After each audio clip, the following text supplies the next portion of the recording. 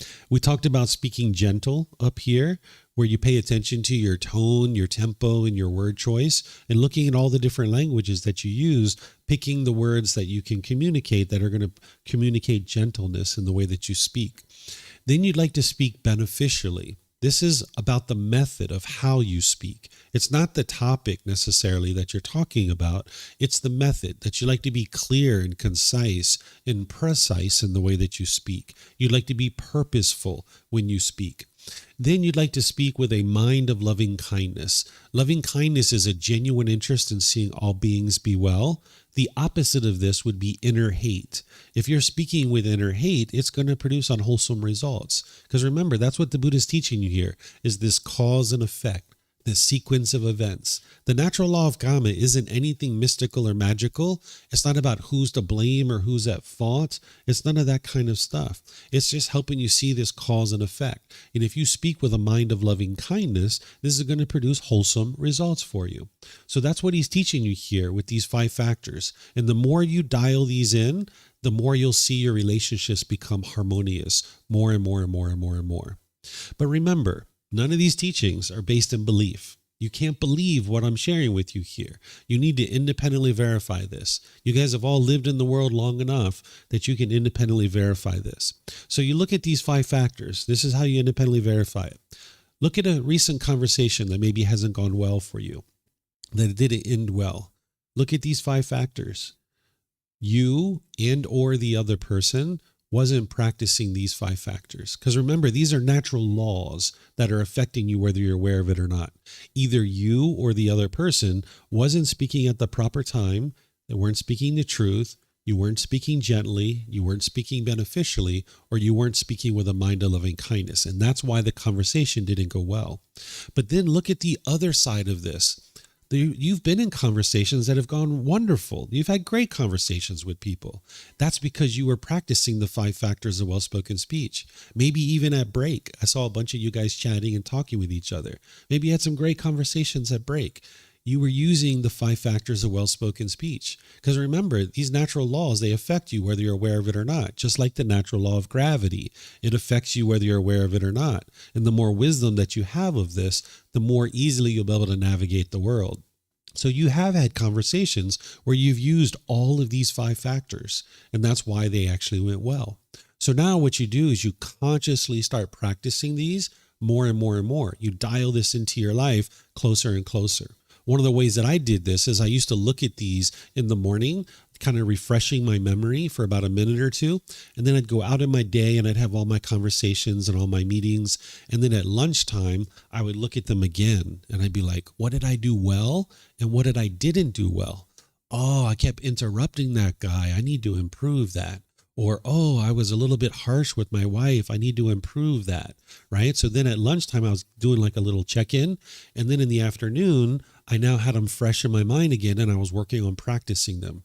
And then sometimes in the evening, I would check again to kind of dial this in closer and closer. And if you do that for a few weeks, you'll eventually get to the point where you can practice these effortlessly. To get up to this point, it takes a certain amount of effort. But once you get up to practicing this level, it's effortless. It's so easy to practice this, but your mind doesn't have the wisdom of how to do that. And you have craving in there that's fighting and struggling against you to be able to practice these. So you'd like to dial this in closer and closer. What we're talking about here is doing something called establishing barami. This is a Thai word. It's called barami. This means the one who people listen to. Here in Thailand, they have this word barami. If you have barami, you're the one who people listen to. And if you live in a Thai village, there's typically village elders who people know that have barami. These people are very successful in life. And when I say successful, I don't mean financially successful, because anybody can go out and make money, right? When I talk about success, I mean that they have harmonious relationships with all the people around them. And the villagers know these people are very successful. They have lots of harmonious relationships. And because of this, they have barami. They're the one who people listen to. And the way that you establish barami is you practice these 5 factors of well-spoken speech. And now as you do that for an extended period of time, multiple months and years, the people around you start realizing, wow, this person speaks so well. They don't cause harm in the way that they interact with people. I really like being around this person. This is really enjoyable, because they don't need to know the 5 factors of well-spoken speech. They're natural laws. When you start practicing this, people will just really enjoy their time of spending time with you, because you're practicing the 5 factors of well-spoken speech, and you'll establish barami. You'll be the one who people listen to. So if you're interested in being influential in your community, whether it's personal or professional, you can establish barami by practicing the 5 factors of well-spoken speech, and you'll be the one who people listen to. They're going to come to you for advice because they see that your life is going so well. So that's what the 5 factors of well-spoken speech are here. Now, as you're learning these, it can be a bit challenging to bring your practice up to this. So what I encourage you to do is read this book. Remember, you can get this for free. You can download it from our website. You can take it and go print it yourself if you like. You can get printed versions here, but just reimbursing us for the printing cost. Or you can get it on Amazon if your country has access to Amazon. What I'm teaching you right now is chapter 4 and 5. And in chapter 5, I go through this speech very, very closely, because I explain each one of these factors in detail using examples, because you can cause a lot of harm through your speech, and it's going to produce unwholesome results in your relationships for you. But if you improve this, boy, your relationships can really open up. And that's what you'd like to be able to do. But it's going to take you some time to build up your practice. You can't just snap your fingers and instantly go out today and start practicing this stuff. It's gradual training, gradual practice, and gradual progress. So while you're making your way up to that, there's a little kind of like, thing that I teach that kind of helps you a little bit. Because when you're on the phone with your mom and you feel all that frustration coming up and that anger and hostility, you can't be like, Mom, hold on a second. I am getting mad. I am so sorry. I know there's these 5 factors in this book somewhere. Let me go find those 5 factors. David was teaching something in class, and let me see. Oh, I got to speak gentle to you. I'm sorry, Mom. Let me speak gentle. Right? You can't do that. You're not going to have time to go look at your book and consult your book. So while you're working on getting these 5 factors up and running, if you ever get to a point where you can't remember what the 5 factors of well-spoken speech are, you can perhaps use this. Speak polite, kind, friendly, and respectful. If you can remember that, that'll help you lean in the direction of the 5 factors of well-spoken speech. You still need to know the 5 factors of well-spoken speech, and you still need to practice that closely. That's what's going to lead to your enlightenment. But if you can remember, be polite, kind, friendly, and respectful, this will help you. Because when you're noticing that anger come up when you're on the phone with Mom, you're not going to be able to consult your book, right? You're going to need to remember, polite, kind, friendly, and respectful. Hey, Mom, I need to go. It was wonderful talking to you. We'll talk another time. Be well. And you get off the phone, right? Because there's no reason to talk when your mind's angry and hostile. It's not the proper time. So just be polite, kind, friendly, respectful. Get off the phone, calm your mind down, and then you can talk another time, right? So this will help you. Talk polite, kind, friendly, and respectful. That'll bring your practice up, but more closely, practice the 5 factors of well-spoken speech. And there's a whole lot of other content in here that's going to help you to understand these 5 factors and how to practice them. Then there's right action. This is all about your bodily actions and how you interact in the world. Here's what the Buddha shares. In what, monks, is right action? Refraining from taking life, refraining from taking what is not given, refraining from sexual misconduct. This is called right action. So here he's giving you 3 really impactful actions that you could cause harm with your body. And if you cause harm with your bodily actions, that harm is going to come back to you. So he gives you 3 really impactful ones, but he doesn't give you a complete exhaustive list here, because you need to be able to figure these out for yourself to a certain degree. Notice he doesn't say, don't walk up to someone and punch them in the face, right? Well, he doesn't say that because you should know that if you punch someone in the face, they're probably going to punch you back, or they're going to pull out a knife or a gun, or their friends or family are going to attack you. That's your karma. That's the results of your decisions, right? So he's giving you three really impactful ones here, but he's not giving you the detail. There's detail behind this that we're going to study tonight. Tonight, I'm going to share with you the 5 precepts where we're going to go into detail with all of these things, because here he's just pointing to the 5 precepts. And in the 5 precepts, he talks about this in much more detail. But you're going to need to explore this for yourself. And we're going to talk about it in more detail, because he didn't say, don't drag your suitcase through the aisle of a plane and run over people's feet and, bump into their knees, because airplanes didn't even exist during the lifetime of the Buddha. But if you understand this step, that you're not interested in causing harm with your bodily actions, then you understand that that would be unwise to drag your suitcase through the aisle of a plane and run over people's feet and bump into their knees, right? You would understand, no, let me not do that, because that's causing harm with my bodily actions. So there's more detail beyond this, and the 5 precepts are going to help you to be able to understand that tonight. But whenever I'm teaching this, I like to give you a heads up on this sexual misconduct, because sometimes when people see that, they're like, hold on a second, what does that mean? Well, in the 5 precepts, you're going to see details about this, where the Buddha talks about having sex with minors, having sex against somebody's will, like without their consent, having sex outside of relationships that you're currently committed to. These are all things that's going to cause harm with your sexual activity. But it's important to understand that he never talked about same-gender relationships as causing harm, because we understand 2 loyal, loving, consenting adults choosing to have sex, they're not causing harm to anybody. This is how wise this individual was. 2,500 years ago, he already understood this, where today we have individuals that are in society that don't understand this, that they think that there's something harmful going on here. Well, if you understand the universal truth of impermanence, then you understand that it's not possible for everybody to be interested in having sex with the opposite gender. There's never been a time in human history where everybody had sex with the opposite gender, because that would be permanence. And we understand the universal truth of impermanence, that some people will have sex with the opposite gender, but some people will have sex with the same gender. And that's completely normal. There's no harm there. It's 2 loyal, loving, consenting adults choosing to have sex. Now, somebody else might get angry when they see someone who has a same-gender relationship, but that's not what's causing it. What's causing it is their mind is craving permanence. They want everybody to be in a relationship with someone of the opposite gender. And now, because of their craving, their anger is coming up.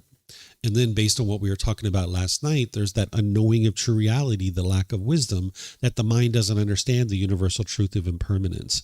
So if you're someone who has a same gender relationship, or you're someone, or you know someone who does, you're not causing any harm. And the Buddha understood that 2,500 years ago. But there's people today that don't necessarily understand that. So we're going to talk about this in more detail when we get to the 5 precepts, so that you guys can understand this more fully about all these different things and others as well. And I'm going to be teaching that this evening, where I'm going to be using the original words of the Buddha, and then I'm going to show you how to relate it to your day-to-day activities and how you actually do things in your day-to-day life. So this is right action, making sure that you're not causing any harm through any of your bodily actions. Okay? And then the Buddha talks about right livelihood. This is the 5th factor on the Eightfold Path. Here's what he says. He says, in what, monks, is right livelihood? Here, monks, the noble disciple, having given up wrong livelihood, keeps himself by right livelihood. So first of all, what a livelihood is how you choose to sustain your life, right? How you acquire the basic necessities to be able to sustain your life. Here in the Eightfold Path, he just says something general and very broad, because in his other teachings that integrate into this, he actually shares the details of what is right livelihood.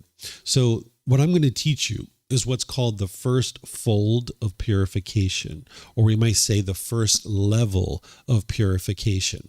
So here he says, and it helps you to be able to see these 5 livelihoods that cause harm. Because if you cause harm to others to be able to sustain your life, this is going to produce unwholesome results for you. Again, remember, this isn't rules. It's not commandments. He's helping you see this cause and effect, that if you sustain your life off of causing harm to others, harm is going to come to you. So he's giving you 5 livelihoods that would cause harm: business and weapons, living beings, meat, substances that cause heedlessness, and poisons. Okay, these are 5 livelihoods that will cause harm to other beings in order to be able to do this. And now you'd be sustaining your life off of causing harm to others. But again, remember, you don't believe any of this stuff, right? This is just what I'm sharing with you that the Buddha taught. You need to be able to independently verify it. So I'll show you how to do this. I'll just take one of these, and then you can do it with the rest of them if you like. Let's just say this one of substances that cause heedlessness. If I was on the street corner selling crystal methamphetamine, heroin, and cocaine into the community, I'm causing harm to the community. These people are actually getting addicted to these substances, and now they're having to go out, and they're going out and stealing. They're maybe selling their body in order to bring me money, and now I'm sustaining my life off of this. Well, if I'm standing on that street corner, I'm very likely to get murdered. I can get robbed. I can get beat up. I can get arrested. I can get addicted to these substances myself, right? This isn't anything mystical or magical, right? It's not about punishments and rewards. It's not about who's to blame or who's at fault. It's my decision that is leading to these results that I'm actually experiencing. So this is the natural law of karma. It's functioning at all times, affecting us whether we're aware of it or not. So if I sell substances into the community that is causing heedlessness, then I'm causing harm, and now this harm is going to come back to me. So in most places in the world, it's illegal to stand on the street corner and sell those kinds of things. But some places it's not illegal. You can actually stand on the street corner and do those kinds of things. But you're still going to experience the results of these decisions. This natural law of karma is functioning at a much higher level than human laws. So a government can actually do things where they're not necessarily going to arrest you for something, but if you look at the natural law, you might realize it's unwise to do that. If you're practicing the natural law of karma, you'll never have any issues with the government, because a government's laws, they're created by human beings, so they have errors. They're prone to mistakes where they're not created and administered and enforced equally amongst all people, because they're being done by human beings, and human beings are prone to error. But the natural law of karma functions at a much higher level. So for example, if you know the natural law of karma and you're thinking about, maybe I should be a cashier at a liquor store. Maybe I'll go get that job, right? Well, your government's not going to arrest you for that. Right? If you'd like to be a cashier at a liquor store, go ahead. The government's not going to arrest you. But if you understand the natural law of karma, you might realize that that's unwise. Because if you're working in that liquor store, you're very likely to get robbed, right? People usually come in there and steal money or steal substances. You can get beat up. You can get murdered, right? Because during the act of the robbery, somebody could come in and murder you, right? At the very least, you're going to need to deal with intoxicated people coming in from time to time, and you're going to need to deal with that on a daily basis. And now, how can you get to a peaceful life and a peaceful mind if you're having to constantly deal with the people who are intoxicated, right? So you need to look at the natural law of karma as a much higher law than the human laws, because these are not really created and enforced and administered fairly amongst all people, because human beings are prone to error. So this is how you independently verify these kinds of things, is you start looking in the world around you for these types of occupations and people who are doing them, and you can see the harms that are coming to them. Or if you've done any of these things before, you can see the harm that comes to you because of it. So the Buddha is giving you 5 things that would be unwise to do, and you just need to decide for yourself whether or not you'd like to do these things. I'm not here to convince you whether you should or shouldn't do these things. I'm just here helping you to see the natural law of karma, and then whatever you decide for your life is a choice for you to make. It's not up to me, right? But this is the natural law, and you'll see that it's actually true. But then what the Buddha does after he teaches you this is he teaches you the best way to perform your livelihood, because he's helping you to be able to experience success in your career. And he's giving you these things that would be unwise for you to do in your career, because it's actually going to produce unwholesome results for you. He talks about scheming, flattering, hinting, belittling, and pursuing gain with gain. Because what you're interested in doing is having a fulfilling and satisfying career, and you can't do that as long as you're doing these kinds of things. If you do these kinds of things, it's going to produce unwholesome results in your career. So the first one is scheming. So if I was the mayor of a town, I'm not practicing business in weapons, living beings, meat, substances that cause heedlessness, or poisons. I'm not doing any harm based on my livelihood of being a mayor of a town. But if I was scheming, if I was corrupt, if I was doing backhanded deals and stealing money from the government as the mayor of the town, well, now I'm going to have issues because eventually people are going to find out about this. And now 10 or 15 years into my career, people aren't going to want to elect me, and I'm going to find it very difficult to sustain my life. So if you do any kind of scheming in your livelihood, it's going to produce unwholesome results for you. What flattery is where you have insincere comments where you're just trying to get people to buy things from you. Maybe you've been into a store where when you walked in, they were like, oh my goodness, that shirt looks really beautiful on you. That color of that shirt brings out the color of your eyes. And the shape of your face is so beautiful. You know, I have these earrings over here that'll really complement your look, really nice. Would you like to come look at them? Right? If you've ever experienced that, you're probably like, ugh, I don't even want to go into this store. You might even turn around and walk right back out, right? This is flattery. This is insincere comments just to get someone to buy things from you. And the Buddha is teaching you that it would be unwise to actually do that. Then he talks about hinting. This is making sure that you're not, rambling in your business meetings and stuff like this, that you're clear and concise in the way that you talk during your conversations in your business, right? So say all of us are on a project team and we need to go brief the boss on our project. We'd like to be clear and concise about what it is that we've been doing and what we've been up to so that the boss can understand that. Where if we're hinting, maybe someone's like, well, I did my work and I'm not sure what Barbara did. She was kind of like not here on Tuesday and I'm not really sure. This is kind of like hinting around instead of being clear and concise. Like, hey, boss, this is what we did. This is what we were able to accomplish. You know, Barbara wasn't here on Tuesday, but we were able to, maintain our ability to get the project done. And here's where we're at on the project. And here's where we need your help. Right? So you can just be clear and concise. That's what it means to not do hinting, but to be clear and concise in the way that you speak in your livelihood. Then the Buddha teaches you to eliminate belittling. What belittling is where you're degrading and diminishing people, like your customers, your co-workers, your business partners, or your competition. Sometimes people think if you belittle other people, gossiping and slandering, that's going to help you, particularly against your competition, right? People think if I make my competition look bad, then I will look good, right? But this isn't actually wise because your customers see through that and your coworkers and your business partners, and this gets out and now you don't look so favorably in your livelihood and you don't have much success in your livelihood. So the Buddha teaches you to eliminate that as part of your livelihood. What pursuing gain with gain is, this is where you don't really care about the product or service that it is that you're doing. You're only showing up for the paycheck, and that's all you really care about. If you've ever had this kind of job, you probably felt very unmotivated after you're working there for a while. When you first started working there, you had this big fat paycheck and you were really excited about that and you went to work each day. But after about 3 months, 6 months or so, it kind of wore off. And then you just kind of dragged yourself to work each day and you felt unmotivated and uninspired to go to work each day.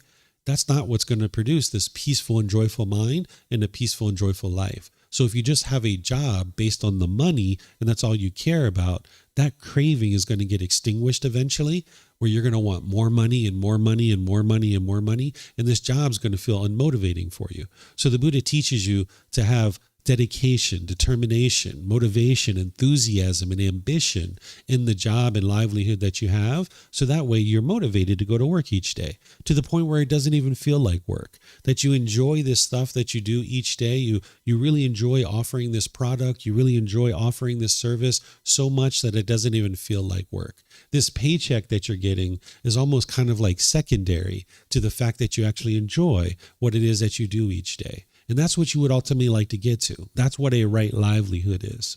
You might actually see some of these kind of people here in Thailand. If you go out and about, you might see somebody standing on the street corner selling mango and sticky rice. This person might have woke up this morning, went out in their mango grove, picked each little mango out of their tree, brushed them off and cleaned them up, brought them to the market, made their little sticky rice and their coconut milk. And now they're standing there in the market with a big smile on their face, slicing this coconut.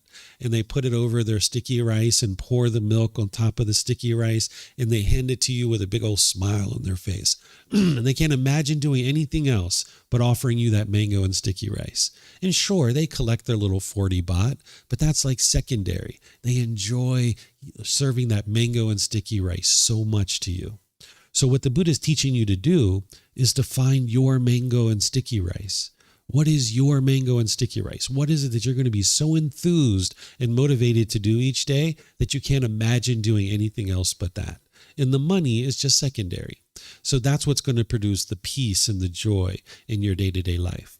So this is the first level of purification, is getting to the point where you're not performing any of these livelihoods because that's causing harm, and that you're not doing any of these kinds of things, because then you can experience more and more success in your livelihood. So right now, if you're in a job that you don't particularly care for, and it's not what I'm describing, you don't have ambition and enthusiasm, you might choose to look for a different job or a different company that you're actually going to do that work with. Or if you're in between jobs and you're looking for your next opportunity, there's actually more teachings beyond what I'm sharing with you here on your livelihood.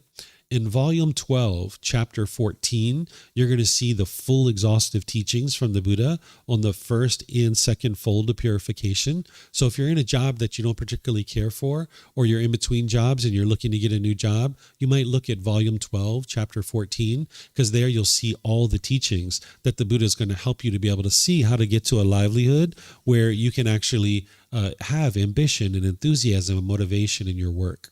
So this is right livelihood. Okay. So now just to summarize, then I'll open up to questions that you guys have. Is right speech is to not cause harm through any verbal conduct.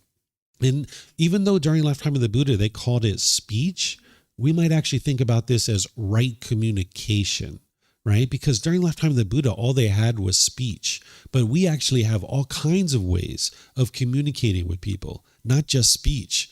We have social media, we have emails, we have text messages, we have all kinds of ways, voice messages. So you would like all of your communication to be using the 5 factors of well-spoken speech. Speak at the proper time. What you say is true, gentle, beneficial, and with a mind of loving kindness. But also that top level too, that you eliminate lying, slander, harsh speech, and frivolous speech. So for example, if you're really angry and you go over to your keyboard of your computer and you're pounding on the keyboard, that's not the proper time to talk, right? Because your mind's angry, you're frustrated. It's not the proper time to communicate. So instead of hitting send on your email, hit save, right? And now come back a few hours later, a few days later, and look at that email and decide whether you really would like to send that out into the world. Because whatever you send out into the world, it's going to come back to you, right? So you'd like to look at all your communication.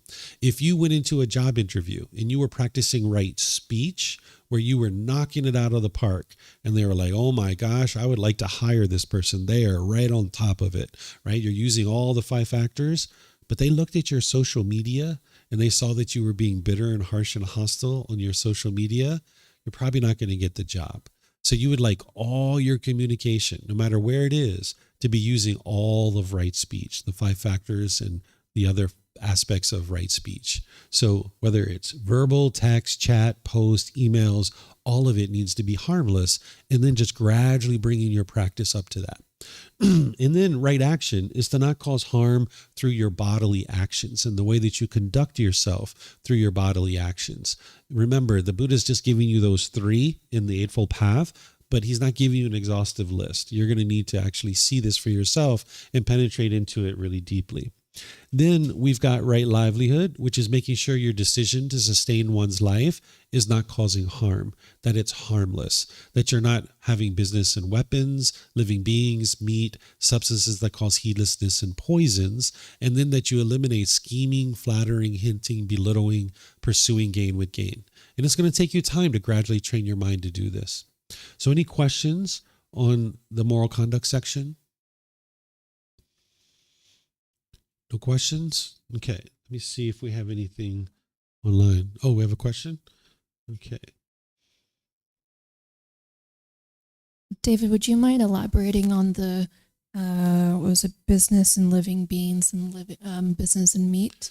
Yeah, living beings would be like being a dog breeder or things like this, because you're basically like sustaining your life off of the womb of another being. And now this being is like being bred and constantly going through this physical pain in order for you to sustain your life.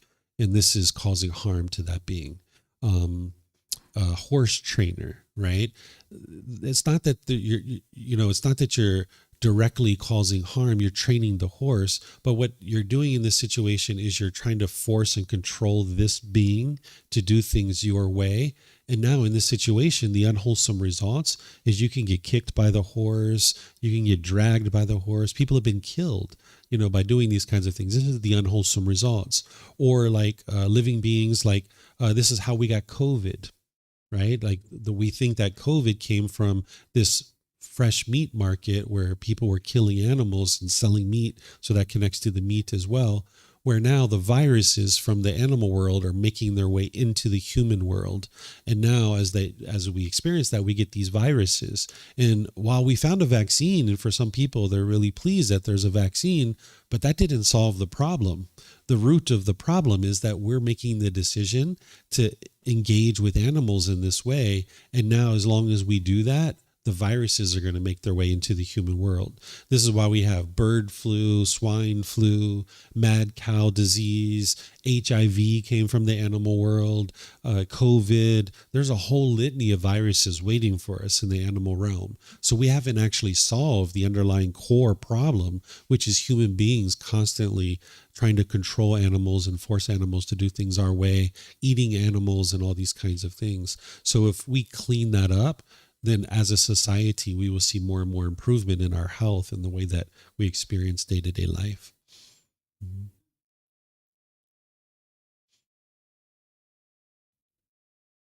By extension of that, then, does that mean we should not engage in these kinds of businesses either as customers?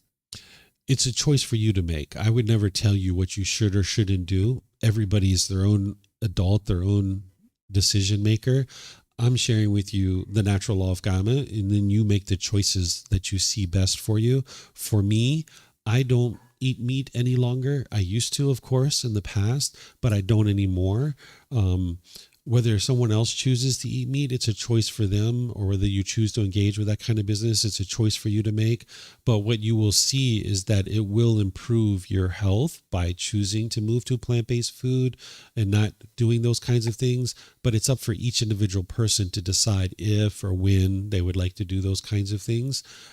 So my role is to help you see the natural law of karma, and then you get to decide what it is that you would like to do.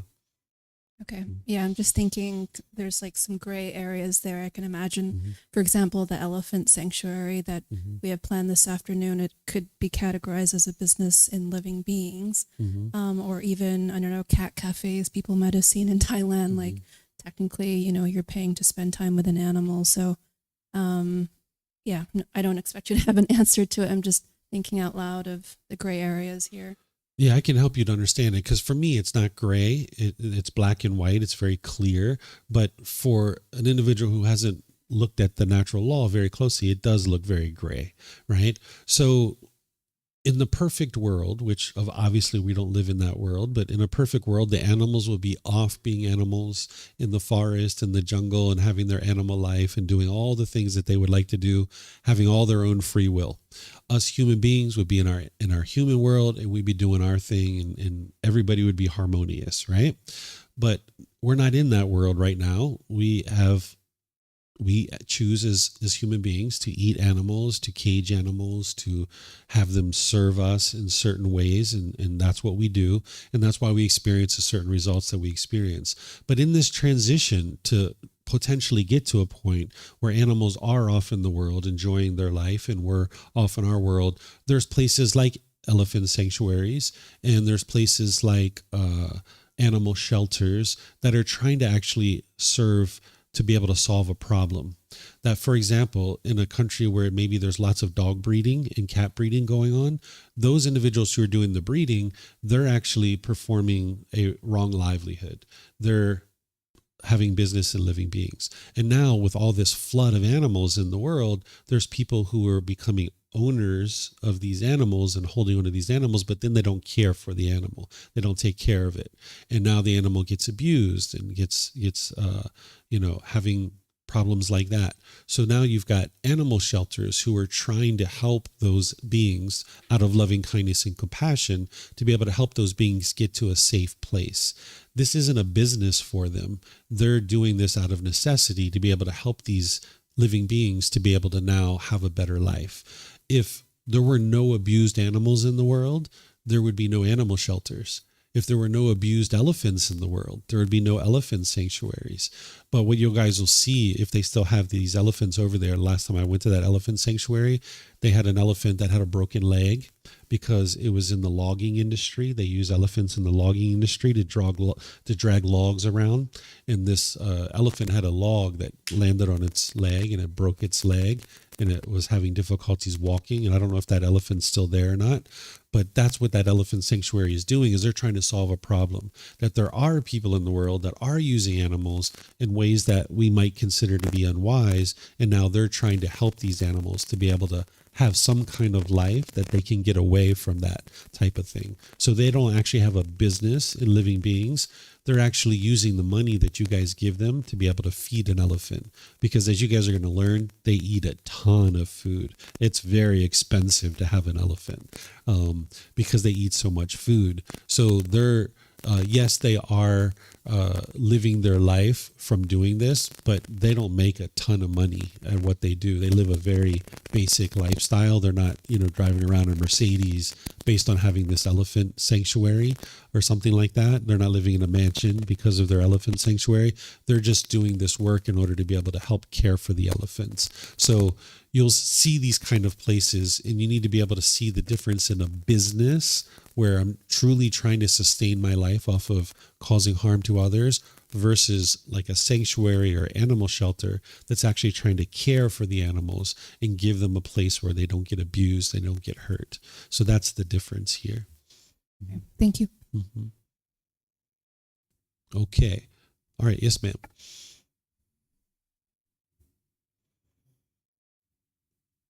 Hello? Yeah. I think you've already partly answered the question because I was going to ask about a perspective about like jobs like police officer. Because basically the intention is trying to solve a problem. But like what if they come in a situation where you have to shoot somebody, for example? What is the perspective on that? Yeah, the way that policing is supposed to work is if they're well trained, that they're only shooting when harm is coming at them, right?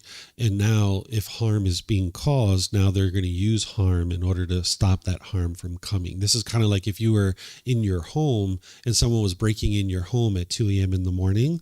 I'm going to teach you guys this tonight, that person is now coming to cause you harm. They're not bringing you chocolate and flowers, right? At 2 a.m. in the morning, breaking into your house. So if you need to inflict harm in order to stop that person from causing harm, this is actually going to produce wholesome karma for you. So a police officer, the way they're trained is to do it that way, but they don't always do it that way because of impermanence, right? They can't always do it that way. And now they're experiencing difficulties in those kinds of things. So being a police officer isn't a wrong livelihood because you're not truly causing harm, but if you're doing the livelihood properly. If a police officer, let's just say, killed someone when they really shouldn't have, now they're practicing wrong action. And that's where their unwholesome karma is coming from, that now they go to court, they're found guilty, they're in jail for the rest of their life because they killed someone when they shouldn't have. And that's coming from wrong action. It's not coming from their livelihood. Their livelihood is fine that they're being a police officer. It's just that their action was unwise. And that's what produces the unwholesome result. Mm-hmm. Mm-hmm. Can you use the mic? Yeah, there's people online. So when you're trying to protect yourself, when you're being attacked, it's not considered as unwholesome? Yeah, you can see this in the teachings of the Buddha, that he teaches you to live compassionately for the welfare of all living beings. He doesn't teach you to never kill. right? He doesn't teach that because that's black and white, right? Sometimes what people see, I'm going to show you his words this evening. Sometimes what people see is they see preserve all life at all cost, right? That's not what the Buddha is teaching you. Because that would be unwise. Because let's just say like termites are infesting your home. What are you supposed to do? Just let them eat your home? Like, oh, well, it's not my home. It doesn't belong to me. I'm not attached to it, right? That would be unwise, right? So the Buddha teaches you to live compassionately for the welfare of all living beings. So I'm going to talk through this and give you some examples like the termites to be able to help you see how to apply his teachings, because it's not black and white when you're first looking at it. It looks like there's this large gray area, but the more that you look at it closely, it becomes very clear as day to you what would be wise in any given situation. But it's not preserve all life at all costs, because if someone's attacking you, and one of the things that you need to do is you need to practice loving kindness and compassion for all beings. And if someone's attacking you and they're sitting there stabbing you with a knife and you're just like, okay, that's fine, you can stab me, that wouldn't be loving kindness and compassion for this being who you are. And now the only reason why you're causing harm here is because the harm is coming at you. And now you're causing harm to stop that harm. And that person is getting their karma, because they're trying to cause harm and now harm is coming to them. So you're not going out actively looking to kill somebody. You're just stopping this harm that's coming to you. And we'll talk through a lot of different options and examples to help you be able to see it. Thank you. Mm-hmm. Yes, sir.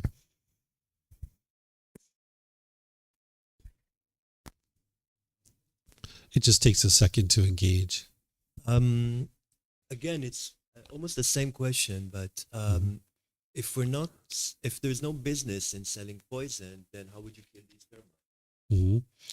Or same with weapons, same with meat. How would people have access to meat? Because Can you use the, yeah. So it's again the same question. If you don't sell, if you cannot do business with poison, then you cannot kill the termites. So, or you cannot sell weapons, or same with meat. You cannot consume meat, which Buddhism does not forbid or does not talk about, I think, consumption of meat, but not selling. Yeah, it's not true, actually. Or not killing. This is one of the big misunderstandings in Thailand, and why you see so much meat being sold here is that people think that whoever kills the animal is experiencing the unwholesome karma. But let's talk about all of this when we talk about the 5 precepts tonight. Are you going to be around tonight? Yeah, if you're around tonight at 6:30 to 8:30, I'm going to go in a lot more detail on all of these things, where this is the Eightfold Path. I'm just kind of helping you guys to see the whole path, but there's a lot of details here that you're not seeing, that it's very clear if you understand the true teachings of the Buddha. But if you haven't been exposed to his teachings and someone hasn't walked you through to be able to see it, then right now you might be having some confusion here. So I'll help you to be able to understand it. But if we can talk this evening, that'll be a better time so that I can finish up the Eightfold Path. Okay, and another question is what is the true teachings of the Buddha? Like how do, or where, because I've seen this before, even several times. I read about all this content. How to differentiate the true teachings, or where are we taught the non-true teachings, or not the direct? Yeah, so the original teachings are in what's called the Pali Canon. It's 45 volumes of books that are this thick. Those are the original, largest, most complete collection we have of the teachings of the Buddha. And those have been translated into other languages, but I'm pretty sure you haven't seen what it is that I'm sharing here, because these are translations that I worked on and word choices that I used. So unless you've studied with me before, you haven't seen these translations before. And oftentimes people aren't using the original words of the Buddha, or they're using things that have changed or modified his teachings. And this is where a lot of misunderstandings come in. So the way that you cut through all this impermanence, because the Buddha's taught 2,500 years ago, and people's memories and people's ideas and thoughts of his teachings have all been changing from 2,500 years ago. His teachings have been affected by impermanence. The way that you cut through that impermanence is that you don't believe any of the teachings, and you learn learn, investigate, and examine them. You reflect on them to verify them, and then you practice them. And when I teach you in a way that you can independently verify, as you guys see as I'm walking through here. I'm not teaching you to believe me. So when we get to the 5 precepts, I will show you what the Buddha taught on the 5 precepts from the original source teachings, the Pali Canon, and then I'm going to show you how to relate it to day-to-day examples of things that you experience. Because with something like the 5 precepts, people usually think the Buddha taught no killing, no stealing, no sexual misconduct, no lying, and no intoxicants. And that's what people have usually been exposed to. But you're going to see the Buddha didn't teach anything even remotely close to that. But that's what you're going to see widely in the world. But that's not what he taught. So when you actually see his original words, he uses much more illuminating language that you can then apply to your day-to-day life. And you're going to be able to then see how to actually practice it. Because what he's teaching you is how to eliminate craving, anger, and ignorance out of your mind. He's not teaching you rules or commandments. He's teaching you how to get rid of these pollutions. And it's these teachings that are going to help you to be able to do that. So the original words of the Buddha are in the Pali Canon, and then you don't believe those. You learn, reflect, and practice to be able to see the truth. And as I teach you, if there's things that you don't understand or you're confused about, that's where you can do things like you're doing, which is asking questions, and I will help you to be able to see it so that you can then independently verify it. Not just the teaching itself, but the actual natural law as you're seeing it play out in day-to-day life. So there's more for you to learn. There's more for you to understand. And I understand right now you don't have everything you need to be able to understand this because we just kind of touched on this a little bit. But this evening is where I'm going to really get into the depth about this particular topic of killing and veganism and all this kind of stuff. Okay? Oh, you have a question? Does it work? Yeah. I was wondering because you mentioned the horse trainer, for example, is a job where you practice the wrong livelihood. And what about, for example, like a dog trainer? Because dogs are like some breeds really need the training. Is that also forcing your wants and your perception on the dog, even though it needs the training? Or? Yeah, well, I grew up with animals and I really enjoy being around animals. For any of you guys that were with us yesterday at the hot springs, you probably saw me playing with the puppies and stuff like that. I thoroughly enjoy being around animals. But what we've done over the years is we're now having these animals for our own selfish desires, right? We're keeping them in cages, we're keeping them leashed, we're keeping them in yards in order to keep them for our own selfish desires. The mind is craving and clinging. And then we're even eating animals as well. At one time, we used to be plant-based eaters, but then we started moving towards hunting and scavenging and manufactured farming and all these kinds of things. So we're in this period of time where there's all kinds of difficulties and struggles in the world. And there's these natural laws that the Buddha taught that explain exactly why we're experiencing these struggles and difficulties in the world. But in order to get to where it is that we can get as a human society, we need to be able to see that what we're doing is not necessarily the wisest, even though we might have been doing those things our entire life. The way that I can help you see this is that if there was a being on this planet that was more dominant than all of us, let's just say there was giants walking around and they put all of us in cages and they were harvesting things from our body in order to be able to sustain their life, we wouldn't stand for it. We would revolt. We would figure out a way to break out of those cages and try to conquer these giants and try to stop them from treating us in this way, because we wouldn't allow these giants to do this. But the fact is that we're doing this to animals. And typically what the mind does is it looks at these animals as being a lesser being, where what the Buddha is teaching you to do is look at all beings as being equal and have love and kindness and compassion for all beings. And as long as we continue to think in the way that we're currently thinking and the ways that we're currently doing things, it's not going to allow us to be able to experience this better way of life that the Buddha teaches. So there's some occupations today that we can look at and we can say, oh, there's unwholesome kami here because of the living beings or so forth and so on. But then there's some occupations like a doctor who's, I think that's what you asked about, right? A doctor. Mm-hmm. It was dog trainer. Oh, dog trainer. Okay. Yeah, instead of horses. Okay. So as a dog trainer, this individual is trying to trying to convince this other being to do things the way I want them to do it, right? Like, I don't accept this behavior from this dog, and now I'm going to try to convince it to have this other type of behavior. And while people might see that as, wow, well, now the dog will behave more while it's at home.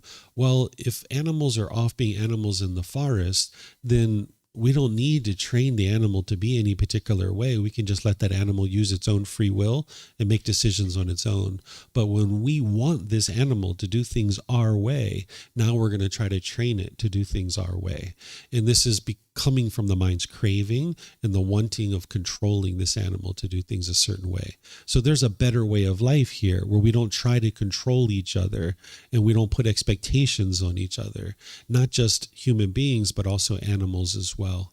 And we need to look at it deeper and not just accept what has been and what is happening and maybe what we've even done in the past ourselves, but look at it as is this truly wise to put our expectations on another being and try to control it? And that's not the wisest thing to do. The best thing to do is let every being make their own free will decisions and then just love that being as they are. And this is something that someone hearing me talk right now, you might need to think about it a bit, that I'm not here to try to convince anybody to do anything any particular way. But as people are asking these questions, I can help you to think about some things, and then you just need to reflect on it on your own. Mm-hmm. Yep. Thank you, teacher. It's a question kind of along the same lines. Mm-hmm. A long time ago, I had asked you about volunteering at a horse ranch, Mm-hmm. and just volunteering by cleaning stalls and taking care of the horses, not being involved in the training, but being involved in that establishment. And I believe you said that was okay and that was wholesome work and that it wasn't doing any harm. So now I'm a little confused. Mm-hmm. Being involved in that organization, is it okay? I never say whether something is okay or not okay, because that's like looking to me for permission to do anything in the world. And I'm not the person that's telling everybody what is okay and what's not okay. I'm just helping you to be able to see the natural law. But what I would have talked to you about at that point, and I don't remember the conversation 100%. I remember you asking the question in the past. But whenever you're in an environment where there's animals around, there's the potential for disease and illness to come to you. And there's opportunity for injury because animals don't have control over their mind. And this is why people get injured by being around animals, right? So each person needs to look at these kinds of things themselves. But in that kind of situation, what I think we probably talked about is how you weren't sustaining your life off of doing that work, which is the livelihood, that you were doing it as a voluntary thing to try to care for the animals, and you were doing it out of your interest to practice loving kindness and compassion. Right. So I'm starting to remember the conversation, right? So that's why I was sharing with you, like in this situation, it's producing wholesome karma because you're doing it out of loving kindness and compassion. You weren't doing it in order to sustain your life and to make money. Yes. And that was the difference. But I still probably talk to you about the risk of potentially having viruses and illnesses and being injured while you were doing that. So that's something that you need to consider. And I've been bit while working there. So things do happen. Yeah. Yes. Because these animals, they're untrained, right? And they're not going to treat you the same as a human being. So that's, that choice, then that brings that karma back to me. Exactly. But I'm not causing harm by working in a place like that because it's not my livelihood. It's not your livelihood, and you're doing it out of loving kindness and compassion, but you still are around a living being that has extensive amounts of craving, anger, and ignorance, and that's why you're getting bit. That's the unwholesome karma that you're experiencing because you've chosen to be around a being that has extensive amounts of craving, anger, and ignorance in the mind. Okay, thank you. Mm-hmm. Okay, so I'm going to move on now. There's more to talk about here with moral conduct. Sometimes when we talk about moral conduct, it can be a bit challenging for people because you might think that the Buddha is trying to tell you what you should or shouldn't be doing with your life, but that's not what he's doing. He's helping you to be able to see the natural law, and you need to be able to look at it objectively, because oftentimes we're doing things or we're experiencing things or we've been exposed to things that are very different than what's being taught, and you need to be able to look at it objectively and be able to be willing to consider what it is that the Buddha is teaching you and reflect on this to be able to see the natural law for yourself. And the Buddha is teaching you the truth here, but oftentimes the mind isn't willing to see that truth and isn't willing to see that wisdom. So sometimes it takes talking and having a conversation like this, and then stepping away and thinking about it and reflecting on it, having more conversation and more discussion. So this evening, we're going to talk about this moral conduct a lot more with the 5 precepts, but we're going to use the original words of the Buddha so you can see it more clearly. But now what I'm going to do is I'm going to teach you the mental discipline section, because without the mental discipline section, you wouldn't be able to implement the moral conduct section, because it's one thing to understand that it's unwise to use harsh speech, but it's a whole nother thing to be able to do it, right? Because when you're in a conversation with your parents, your life partner, your siblings, your cravings are going to arise, and it's going to be really challenging to restrain your mind and to not have harsh speech. So that's where the mental discipline section comes in. That without the mental discipline section, you wouldn't be able to implement the moral conduct. So the moral conduct is sharing with you what is wise and unwise, but the mental discipline section is teaching you how to actually do it. Because when you have those cravings rise up in your mind, the Buddha is going to teach you what to do in these situations. So I'm going to now teach you right effort, right mindfulness, and right concentration. So here's the words of the Buddha on right effort. He says, "In what, monks, is right effort? Here, monks, a monk rouses his will, makes an effort, stirs up energy, exerts his mind, and strives to prevent the arising of unarisen, evil, unwholesome mental states. He rouses his will, makes an effort, stirs up energy, exerts his mind, and strives to overcome evil, unwholesome mental states that have arisen. He rouses his will, makes an effort, stirs up energy, exerts his mind, and strives to produce unarisen, wholesome mental states. He rouses his will, makes an effort, stirs up energy, exerts his mind, and strives to maintain wholesome mental states that have arisen, not to let them fade away, to bring them to greater growth, to the full perfection of development. This is called right effort." So here the Buddha is talking about 4 things that the mind needs to do in order to apply effort.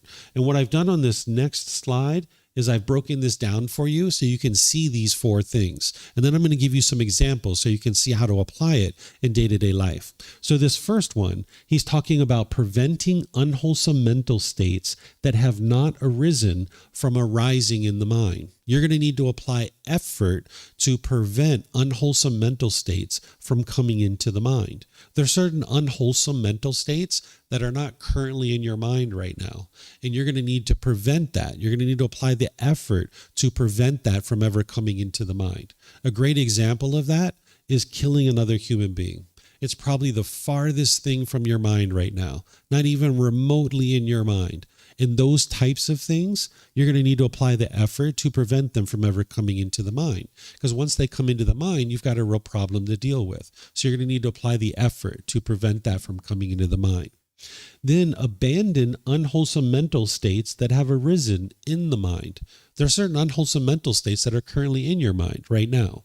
Right? And you're going to need to apply the effort to eliminate those out of your mind. Some examples of those might be if you are in an existing relationship and you're having a craving for sexual activity outside of your relationship, you're going to need to apply the effort to eliminate that unwholesome quality out of your mind. Because as soon as you act upon that, it's going to produce unwholesome results in your day-to-day life. So you would like to apply the effort to prevent that or to eliminate that out of the mind, to abandon it out of the mind. Then there's certain wholesome mental states that are not currently in your mind. That's what number 3 is. Produce unarisen wholesome mental states to arise in the mind.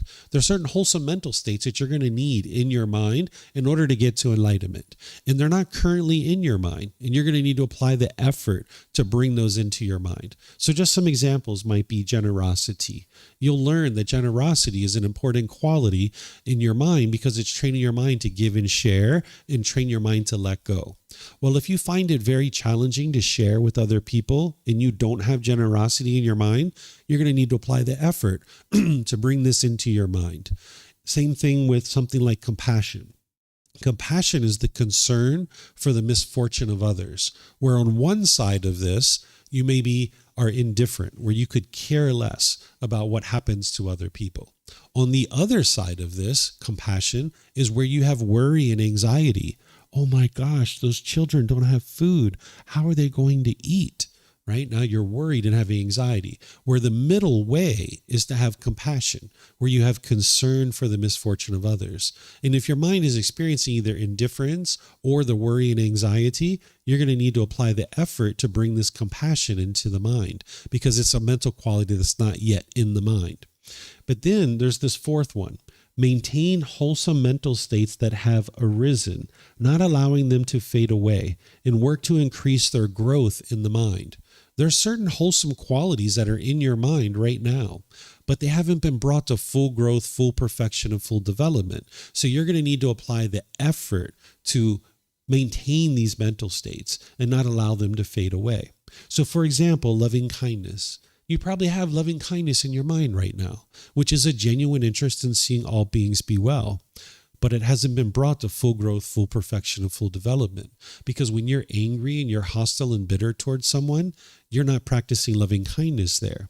So you're going to need to apply the effort to rise up this loving kindness in your mind so that more and more you're practicing that, so that you're not allowing it to fade away, that you can maintain it, bring it to full growth and full perfection and full development.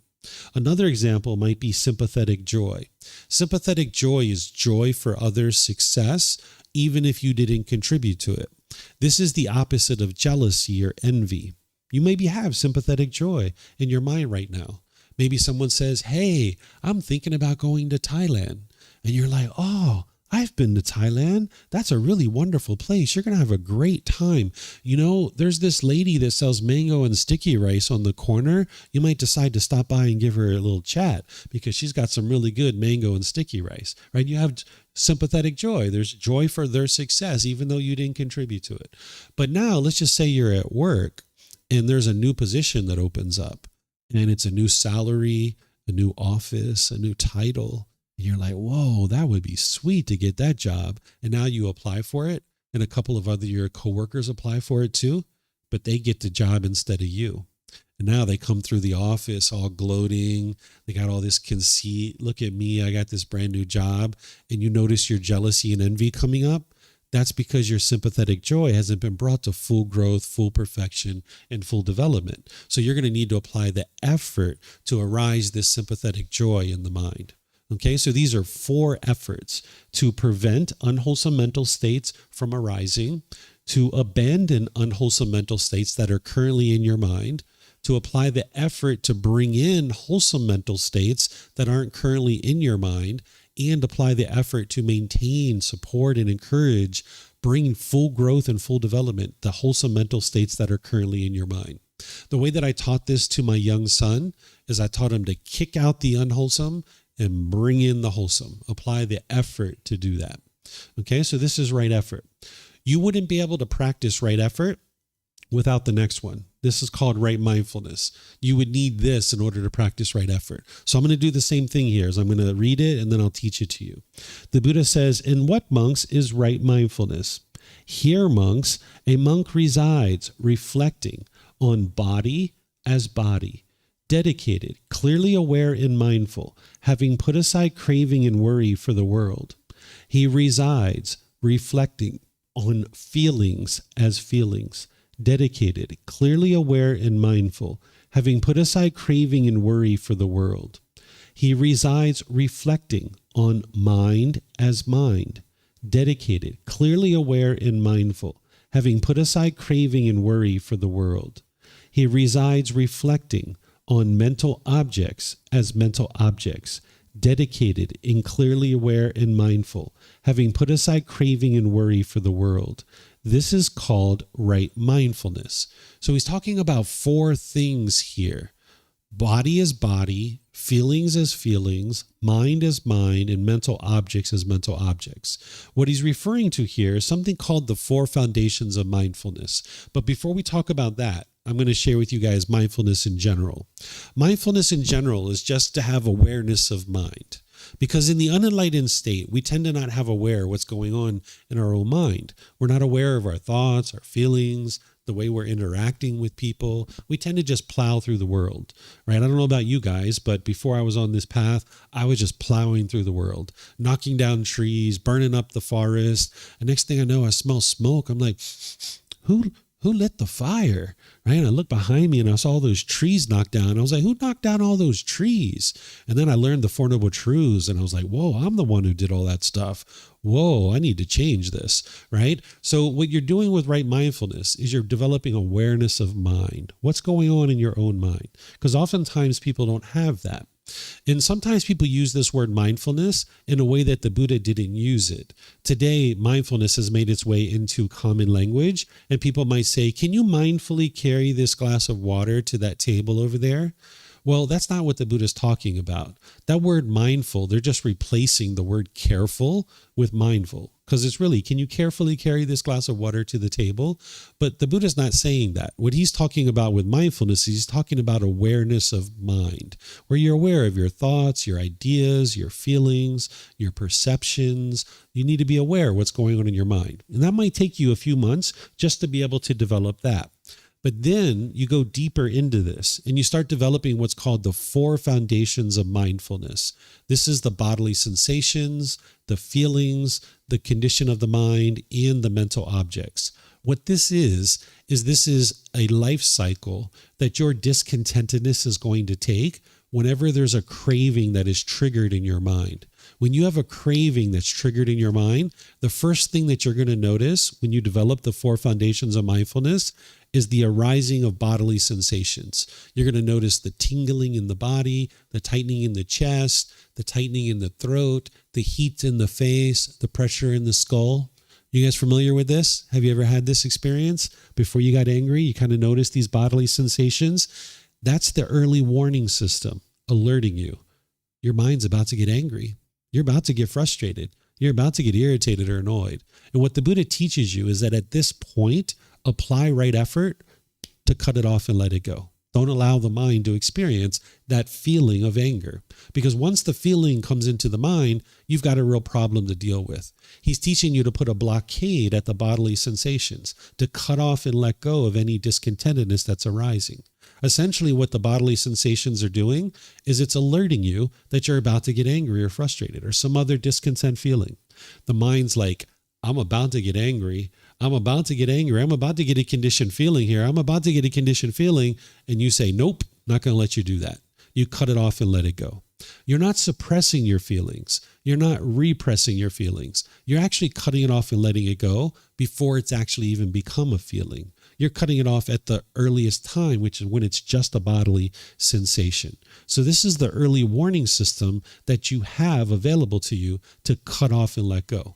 And if you do that enough, your mind will no longer experience anger and sadness and frustration and all these other feelings because you've essentially rewired the mind. Because the mind's trying to form a conditioned feeling and you're not letting it do that. You're saying, nope, I'm not going to let you do that.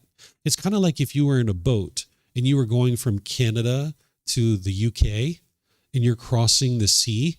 If you're out in the middle of the water, you would like to prevent the water from ever coming into the boat. Because once the water gets into the boat, you've got a real problem to deal with, right? You would like to prevent that water from ever coming into the boat. It's the same thing. Once you allow the anger to come into the mind, you've got a real problem to deal with now because you've got to get it out, right? So if you can prevent it from ever coming into the mind, you've actually saved yourself. And if you do this enough, you'll actually eliminate all the cravings in your mind and there won't be a rising of any discontentedness any longer. So you need to catch it at the bodily sensation. But because your mind's not well trained and you don't have the 4 foundations of mindfulness well developed, it's going to become a feeling sometimes. And what the Buddha says is, okay, cut it off there. If you can cut it off at the feelings, that's the next best option. If you missed it as a bodily sensation, cut it off as a feeling. Because if you don't cut it off as a feeling, then it's going to affect the condition of your mind. What we mean by that is for several minutes, several hours, several days, your mind's going to have some general type of feeling like grumpiness or irritability. Have you ever been grumpy or irritable for like a day or two, or maybe a week or two? Right? Of course you have, right? Of course you have, because you didn't understand the 4 foundations of mindfulness, right? That you had a certain craving in your mind. There was a certain bodily sensation that came up, and we didn't cut it off because we didn't know, right? And then it became a feeling in the mind. Now the mind's angry. And now for a few days or a few weeks, we're grumpy and irritable and frustrated. Right? That's because of the condition of the mind. And you need to be aware of that, because if your mind's grumpy or irritable for a few minutes or a few hours, you need to cut that off and don't allow your mind to do that. If you allow your mind to stay wired that way, it's going to continue to do that. And then if you allow the mind to experience a condition of the mind, then it's going to feed what's called a mental object. A mental object is a deeply rooted container in the mind. All those 10 fetters that I just briefly introduced you to yesterday, those are all mental objects. They're deeply rooted containers in the mind. So for example, in this example, it's ill will. We didn't grow up, we weren't born with ill will. We didn't go into the nursery at the hospital hating other babies, right? That's one of those fetters, one of those mental objects, ill will. We didn't hate other babies when we were in the nursery. That's something that got formed in the mind. Because when we were growing up, we were like, Mommy, Daddy, can I have chocolate and ice cream? They were like, sure, here you go. Here's your chocolate and ice cream. And we were so happy and excited. And then we were like, Mommy, Daddy, can I have chocolate and ice cream? They were like, sure, here you go. And we're like, thank you so much. You're so great. You're the best mommy and daddy ever. And then the third day, we were like, Mommy, Daddy, can we have chocolate and ice cream? They were like, no, you can't have chocolate. You're the worst mommy and daddy ever, right? And now we started thinking it's mom and dad that are the problem. That anger rose up in the mind, and it affected the condition of the mind, and it formed this mental object of ill will, this deeply rooted container. Like right now, I don't think any of you guys are angry or mad, perhaps. Maybe you are, I don't know. But if right now your mind's quite calm and you're just listening to someone, that ill will hasn't arisen. But if somebody triggers one of your cravings, that mental object is going to rise up, and there's going to be that ill will in there, right? So that's what the Buddha is talking about here, is these deeply rooted containers. Another example is like conceit. We didn't have conceit when we were born. Conceit is where you're measuring and comparing people, thinking you're above people or below people. We didn't go into the nursery like, my gloves are better than your gloves. My hat's better than your hat. My crib's better than your crib, right? We didn't do that when we were in the nursery, at the hospital. We didn't have conceits in the mind. But as we aged, we started developing that we started measuring and comparing ourselves to other people and putting ourselves above and below each other, right? So the Buddha is teaching you to uproot these mental objects out of the mind. That's what you're doing when we're purifying the mind to get to enlightenment, is we're eliminating these mental objects. But you wouldn't be able to do that if you weren't aware of them. So the right mindfulness is to be aware of all 4 foundations of mindfulness. Be aware of that arising of the bodily sensations, be aware of the feelings, be aware of the condition of the mind, and be aware of the mental objects. So the way that this looks in day-to-day life, right? Because I just taught you the technical part of right effort and right mindfulness, but the way that this looks in day-to-day life is, let's just say I was watching the news, and as you're watching the news, you see something come on the news and you're noticing this tingling in the body, this tightening in the chest, this tightening in the throat, this heat in the face, this pressure in the skull. You know you're about to get angry, right? Because that's the early warning system. Well, rather than just sit there and keep watching the news, apply right effort. Cut off the news. Take your mind in another direction. Redirect the mind. Go for a bike ride. Go for a walk. Go to the bathroom. Wash your hands. Go to the kitchen. Get a glass of water. That's an application of right effort, that you're cutting off and letting go, that you're not allowing the mind to dwell in that feeling. And if you do that enough, where you catch it as a bodily sensation, eventually the anger, frustration, hostility, and bitterness will never arise. But you need to be able to catch it. Don't allow the mind to keep staying wired this way. So wherever you see that frustration and anger arising, you need to redirect the mind and take it in another direction. Eventually, you'll be able to get to the point where you can just watch the news and there's no anger arising. But as long as there's craving in your mind, it will arise. So you need to be able to apply right effort.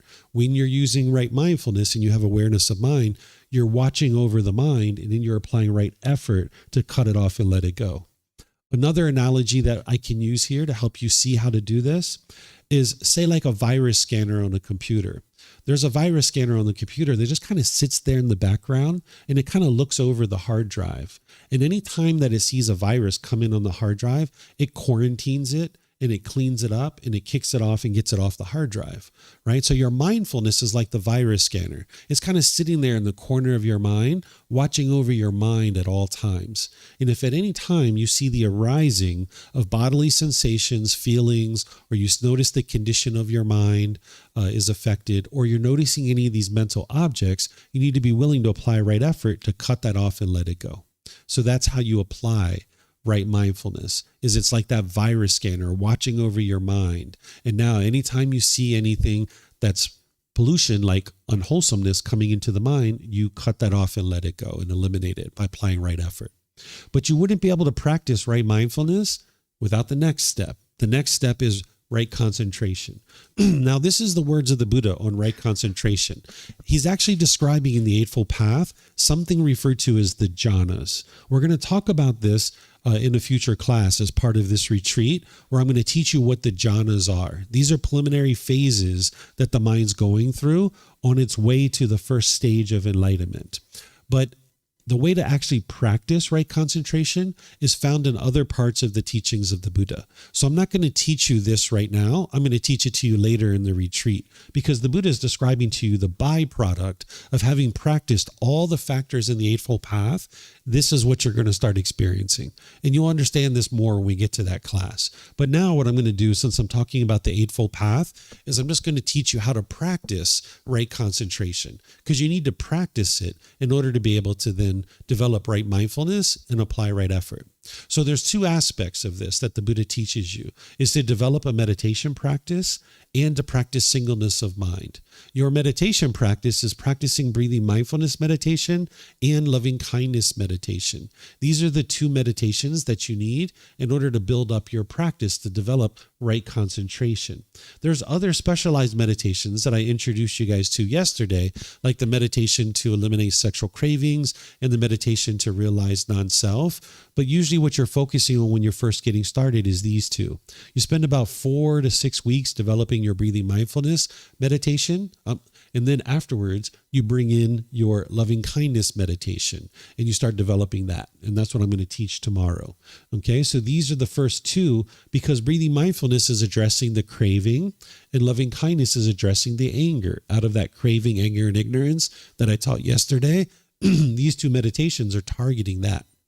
You'd like to build this up to 2 or 3 sessions per day for 30 minutes. That would be ideal. Understanding it can take you 6 months, a year, even 2 years to build up to that. Just gradually increasing it over time.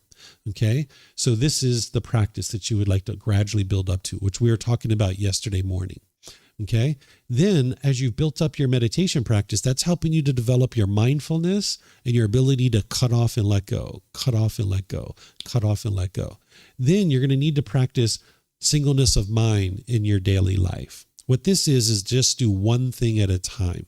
Whenever you see your mind doing multiple things or trying to do multiple things, you'd like to cut it off and let it go, because your mind actually can't do more than one thing at a time.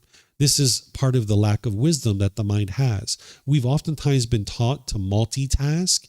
Your mind's actually not multitasking. You're actually doing one thing for like 3 to 5 seconds, and then your mind's rapidly cycling to something else for 5 seconds, 8 seconds, and then you're rapidly cycling to something else. So if you're talking on the phone to your mom, you're watching TV, and you're eating a sandwich, you're not actually doing all 3 things at the same time. That's why the conversation takes so long. And that's why when you get off the phone, you can't ever remember what you talked about, because your mind was rapidly cycling, going around and around and around and around. You're talking to your mom a little bit, you're watching TV a little bit, you're eating your sandwich a little bit, and your mind was rapidly cycling. And then you might have said things that you wish you wouldn't have said. You might have regretted certain things, or you might have agreed to things that you agreed to, and now you got to follow it with mom because you can't even remember what it was that you agreed to. So the mind thinks in this situation that you're accomplishing more things, but you're really not, because this conversation is going longer, and you got to go clean up your mess. You got to go talk to mom and be like, Mom, I'm so sorry. I didn't mean to say those things. By the way, what was I supposed to do anyway? I forget. What was I supposed to do? So you're actually taking more time. Whereas if you just had your conversation, it'd be 10, 15, 20 minutes and you'd be done and you'd be off to the next thing. But with the mind's lack of wisdom, it thinks that doing all three of these things is actually helping and being beneficial. And now when you're done, if you go to work like this and you're multitasking all day long, you find it very hard to rest and relax when you get home. If you've ever been to a horse racetrack and you ever saw the horses racing around the track, well, if you go to the barn and you see them after the race, they're all hyped up. They can't calm down because they've been racing around the racetrack, right? And they have difficulties calming down. So your mind is actually the same way. If you try to multitask, which you're not actually doing, you're just rapidly cycling around and around and around and around. When you go home at the end of the day, you might find it very challenging to rest and relax. The mind's all hyped up because it's been racing around the racetrack all day. So what the Buddha teaches you is to practice singleness of mind, where you're just doing one thing at a time. So if you're washing dishes, for example, and your mind is wandering, you would like to cut that off and let it go and come back to washing dishes. Because if you allow your mind to do that, now you can easily cut yourself. And next thing you know, you're in the hospital getting stitches, right? Or say you're in a business meeting and you're having this business meeting and you're thinking about going to Thailand in 3 months from now. And you're like, man, I can't wait to get to those massages, the mango and sticky rice. Oh my gosh, this is going to be great. But then you're like, oh my gosh, I'm in a business meeting. Come back, right? Because you need to be able to focus on the business meeting. You're not going to be able to produce beneficial results in your day-to-day life if you're not focused on the business meeting. And let's just say, that you're in this meeting and now your boss is talking to you. You can't even remember what it is that he was saying or she was saying, right? So you'd like to be able to focus on what it is that you're doing, just doing one thing at a time. Anytime you see your mind moving off of that particular thing, cut that off and let it go. So maybe right now, as I'm talking, you might be thinking about the elephants. Oh my gosh, I can't wait to get to the elephants. It's going to be so fun. No, cut that off, right? That's going to be in the future. Right now, focus on learning the teachings of the Buddha, right? The way that I think about this is that if you had a piece of wood and you had a steel rod and you were dragging this steel rod back and forth over the wood, at the beginning, it's going to bounce around a lot because there's no groove there yet. So your mind right now might be bouncing around a lot, perhaps. But if you grind this steel rod back and forth enough, you're going to get a groove going. And this steel rod's going to be down in the groove. And when it pops out, you're going to know that it popped out and you're going to be able to bring it back. But if you grind this steel rod back and forth enough, eventually you're going to get a deep enough groove that it will never pop out. Right? And that's what you would ultimately like to be able to get to, where your mind's focused, you have concentration, you have clarity and deep memory. And the way that you do that is through singleness of mind and practicing meditation. That's what's going to produce the concentration. And that's what you need in order to put all the other factors of the Eightfold Path into practice. How could you ever practice right speech if you didn't have right concentration? Because if you're on the phone with your mom and you're watching TV and eating a sandwich, how could you ever focus on practicing the 5 factors of well-spoken speech, right? So you're going to need concentration in order to be able to access your wisdom and be able to make the decisions to practice all these teachings. That's what's going to get you to enlightenment, because you need to get your practice up to the Eightfold Path, and you need to live your life that way for an extended period of time in order to be able to train your mind. You need to get to the point where you're making wise decisions 100% of the time. And you can't get to that if your mind's jumping all over the place, right? So you like to be focused and concentrated, and practicing singleness of mind is what's going to help you to do that. And the meditation is going to help you as well. So just to kind of summarize this, right effort is to take initiative to eliminate unwholesome aspects of the mind and cultivate wholesome qualities in the mind. You need to apply the effort to eliminate the unwholesome and arise the wholesome, right? Then there's right mindfulness, which is having awareness of mind, general awareness of what's going on, your thoughts, ideas, your feelings, and things like this. But more specifically, the 4 foundations of mindfulness, where you're aware of the bodily sensations.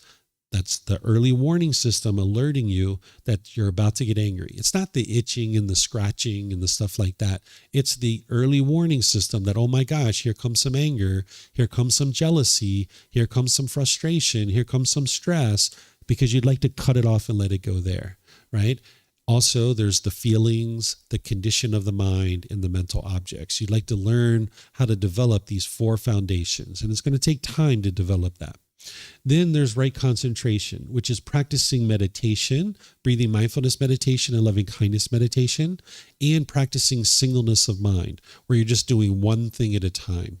And eventually, if you practice all of these 8 factors enough, you're going to start experiencing what's called the jhanas, which are the preliminary phases that the mind experiences, where you're getting enhanced qualities of mind before you get into the first stage of enlightenment. Remember, this retreat is all about how to get to the first stage of enlightenment. So I'm going to teach you about the jhanas, because this is like an indication for you that your mind is putting together the Eightfold Path really well. It's kind of like the light bulbs flickering. There's going to be enhanced qualities of mind that you start experiencing. So I'm going to teach you guys what these jhanas are at a later time during the retreat, where you can learn about what they are so that you know that your mind is experiencing these enhanced qualities. So this is the Eightfold Path, though. Do you guys have any questions on the mental discipline section or any of the other factors of the Eightfold Path? Yep. I have a question here. For those of you guys online, remember, you can put that into Facebook, YouTube, or Zoom, or you can raise your hand in Zoom and ask any questions that you like.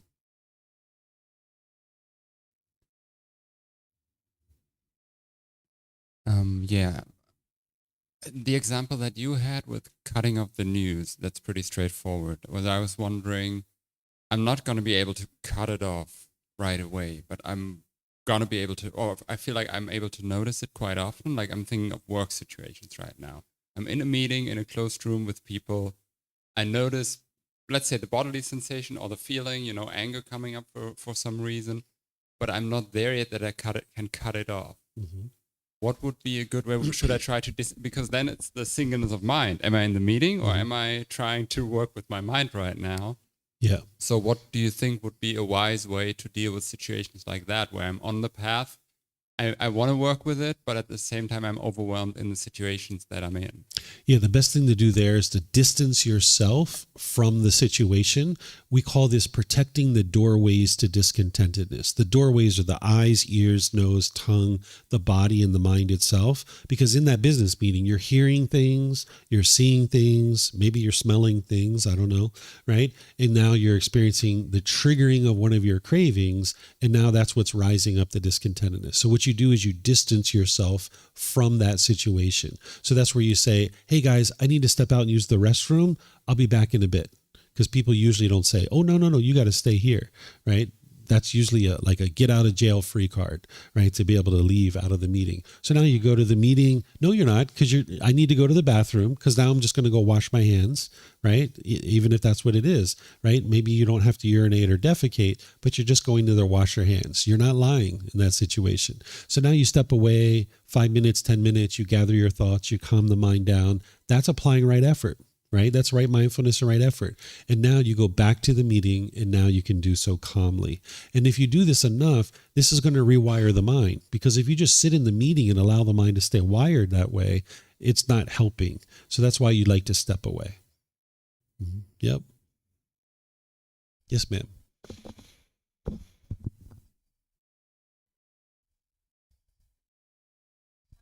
My question is about the text that you showed us. It frequently refers us or talk to us as readers as monks. And I would guess that monks have a lot of more constraints, than more restrictions or something like that than you show us, especially about the sexual stuff.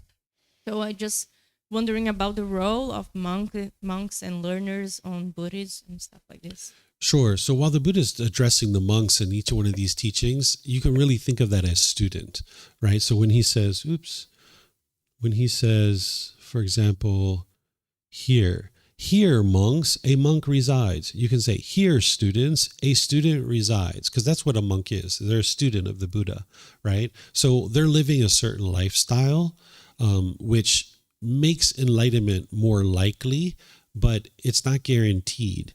And nowadays, the ordained practitioners are actually practicing things that are actually obstructing them and hindering them from getting to enlightenment. One of the first things that they're usually taught is they're taught that they're above household practitioners and that they are, above us. That's why if you why to a monk, they usually won't why you back because they think that they don't have to respect you because they think that you're below them. Well, that's conceit. And that's right away, they're not going to be able to experience enlightenment because of those kinds of things. So what we see in the ordained path and what ordained practitioners are doing in some cases isn't actually what the Buddha taught. This is why every once in a while you hear about scandals and different things like this. But that's what's going on today.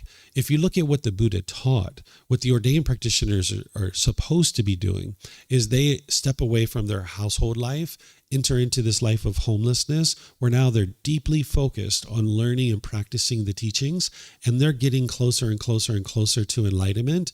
And as they are, they're cultivating more and more wisdom, more improvement to their mind, and then they can share the teachings with other people of how to actually get to enlightenment. But that's not what we see today. That's why you look in these temples and they're pretty much all empty. I'm interested in seeing these teachings get in the hands of more and more people. So that's why I share the teachings, and I know with 100% certainty these teachings that lead exactly where the Buddha said that they do. And I wouldn't be teaching them if I didn't know that with 100% certainty. So I'm very motivated to be able to share these with other people. But if you haven't been learning and practicing, then you don't know that. And oftentimes people become complacent. Here in Thailand, you see a lot of people giving offerings to ordained practitioners and supporting them regardless of what they're actually choosing to do. Where what the Buddha taught is to practice generosity with ordained practitioners who are really well developed on the path and really far on the path, because that incentivizes them to then learn and grow and develop on the path. But today we don't see that. So there's a lot of complacency amongst the ordained community, where it would be wonderful if they were actually doing what the Buddha taught, which is deeply learning and practicing his teachings. So as they're getting more and more wisdom, they could share it with other people. And that's their role in society, is that all of us household practitioners, we're creating this womb, like a womb of a woman is the very best place to learn and grow and develop. So we're creating this womb, which is the temple, and the ordained practitioners are residing inside of that womb to grow and develop. And now, as a result of them having that opportunity to grow and develop, they're then supposed to offer teachings back to the household practitioners to help household practitioners get closer to enlightenment. But this isn't what we see today, unfortunately. But more and more as these teachings get shared, that's what I'm interested in seeing happen more and more. So I'm just doing my part. And then if other people choose to learn and practice, then they can understand what the Buddha actually taught. But that's how the Buddha taught these things should occur. But when you see someone wearing orange clothes and shaving their hair, or wearing white clothes and shaving their hair, it doesn't necessarily mean that they're truly functioning in the way that the Buddha taught. He gave a really great analogy on this, or a simile. He was saying if he was a cow and he was walking on the earth, and it was during rainy season when the earth is really soft, and he was leaving behind hoof prints as a cow, and there's a donkey behind him that is also putting its hooves in the same hoof prints as the cow, and the donkey thinks, I'm a cow, I'm a cow, I'm a cow. The fact that the donkey is putting its hoof prints into the same hoof prints as the cow, and the donkey thinks that it's a cow, does that make the donkey a cow? And the answer is, of course not, right? Just because it's putting its hooves in the same hoof prints and the donkey thinks it's a cow isn't what makes it a cow, right? So the same thing is true, that just because someone's wearing white clothes and shaving their hair doesn't make them a Buddhist teacher or practicing the teachings closely. Just because someone's wearing orange robes and shaving their hair doesn't make them a monk. What makes them a monk, according to the Buddha, is that you're learning and practicing the teachings closely and you're sharing those teachings with other people.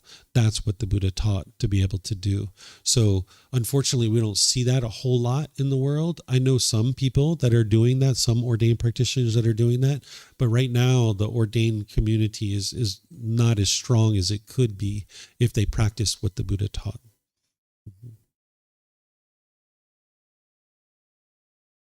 Mm-hmm. So you were talking about sharing the knowledge, Mm-hmm. and I was wondering, for example, I'm going like back home to Austria, and if I see friends or like whoever in my bubble, for example, doing something where I would have the knowledge to help them that in that way, that if they knew this, they might choose differently. How do you differentiate between like forcing knowledge onto them? Is it only giving them the knowledge if they specifically ask for it, or how would you do that? Yeah, it's only when they ask for it. You're never interested in giving unsolicited guidance. When you're giving unsolicited guidance, it's your own craving and it's your own ego that's doing that, because the mind has a craving for everybody to do things a certain way, and now I'm going to tell people what to do. Or the mind's ego thinking, I know what's right here and you should do it this way. So instead, you'd like people to ask you. And if they don't ask you, there's some skillful things that you can do, but you need to be really skillful. So like I've seen my sister before, that she's really struggled with things, and she'll be talking to me on the phone and telling me about different things that she's struggling with. And I'll say, the Buddha has a really great teaching that would help you in this situation. And then I just pause and see what happens next. And if she says, oh, really? What is that teaching? Then I will share it with her. But if she doesn't ask, then I don't share it with her. So you'd like to see if the door's open, and then if they open the door, then you share it with them. But you only should do these things a few times, because like I did this with my sister a few times, and she's never said, oh, really? What is that teaching? Right? Because she's older than me, so she probably doesn't see me as a teacher and someone that can help her. She doesn't learn directly with me, but I was surprised a few months ago. She contacted me. She's like, David, they were talking about Buddhism the other day in the office, and I started helping them and answering a few of their questions. I was like, really? How did you do that? She was like, I read your Facebook posts. And I was like, oh, okay, I didn't know that. And it's been like several years that I've been sharing these teachings, and I had no idea she was actually learning. So each person has to approach these teachings on their own terms. The teachings of the Buddha need to be pulled into someone's life. You can't push them into someone's life. So you like to be skillful and just try to open the door.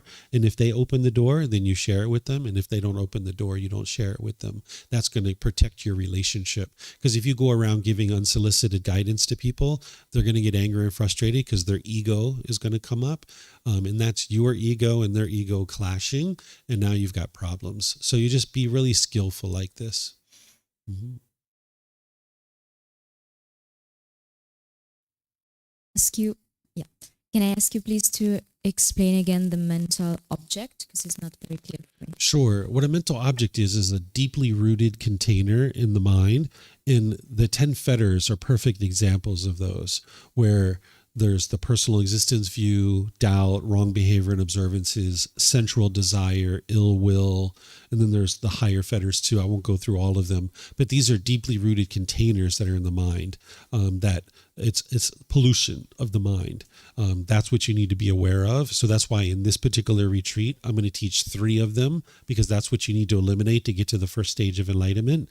So you need to be aware of what these are and the symptoms of them. That's what it means to practice right mindfulness in terms of mental objects. Mm-hmm. Yep, you're welcome. Okay, I think that's all the questions. So now it's just a little bit. Oh boy, it's actually, I thought it was only 12:30. Somehow the time got away. Okay, so the van's supposed to be here at 1:30 to pick you guys up for the animal or for the elephant sanctuary. So I think some of you guys found the restaurant yesterday. If you guys would like to use that same restaurant, you can get a meal. So at 6:30 tonight, I'm going to be sharing the 5 precepts for those of you guys that are coming. The van's supposed to be back here by 6 o'clock. so that you guys can participate in this evening's class. If you're not going to Elephant Sanctuary, I'm going to be around the temple all day today. So if you'd like to talk about anything privately, you're more than welcome to let me know. I'll be around to help you guys. And if you're going out on the Elephant Sanctuary, have a great time. And I'll see you guys perhaps this evening at 6:30. Okay? Be well and take care. Sawadee krap.